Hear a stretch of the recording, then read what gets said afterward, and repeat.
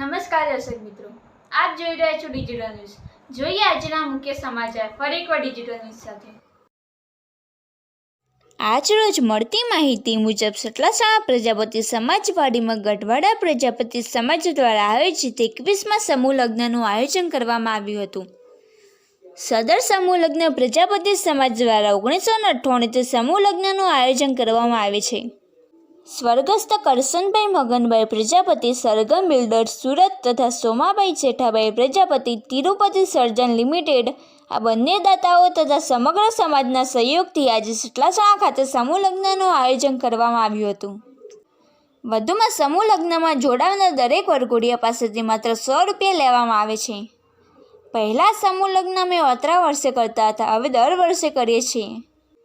આ ઉપરાંત 2010માં સૌથી વધુ 70 વરઘોડિયાઓના લગ્ન અમે કરી ચૂક્યા છીએ।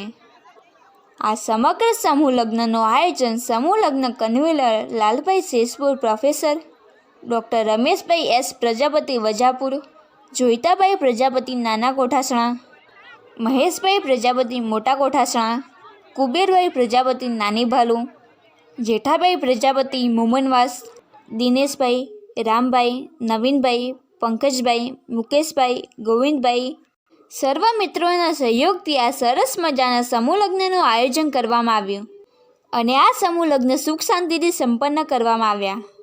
જેનો રિપોર્ટ ડિજિટલ ન્યૂઝ સતલાસણા। આપનું શુભ નામ બતાવશો?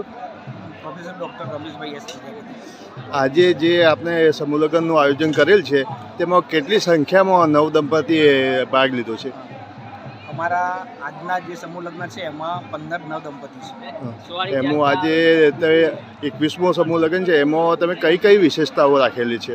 અમારા સમૂહ લગ્નની વિશેષતા એ છે કે અમે 100 રૂપિયા ટોકનથી જ આ સમૂહ લગ્ન કરીએ છીએ।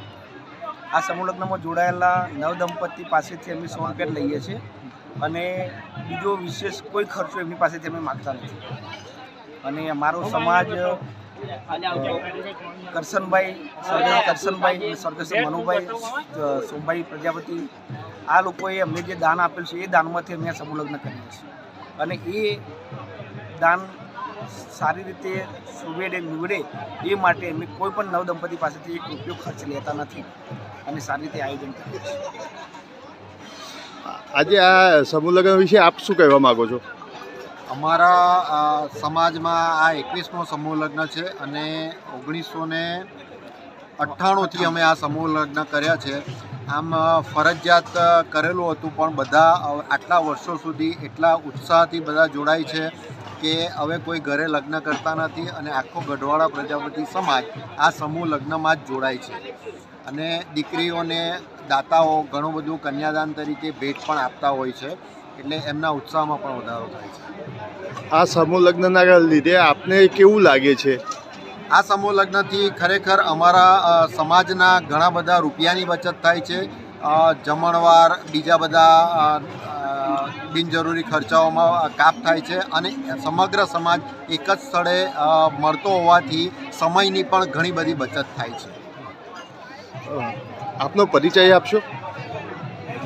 મારું નામ જયેશભાઈ પ્રજાપતિ અને સુરતથી આવું અને ગઢવાડા સમાજથી।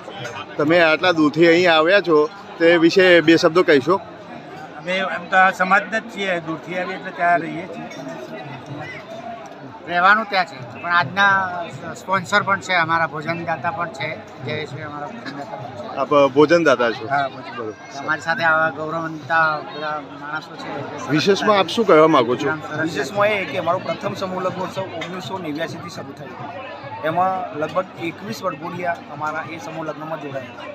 આજે 1998થી આ શરૂ થયેલો અને આજે લગભગ 2025 સુધી અમારા સમાજની અંદર આજ સુધી કોઈ વ્યક્તિએ સમૂહ લગ્ન સિવાય ઘરે લગ્ન કરેલા નથી। એ અમારા સમાજની અને સમૂહ લગ્નની એક મોટી ખાસિયત છે।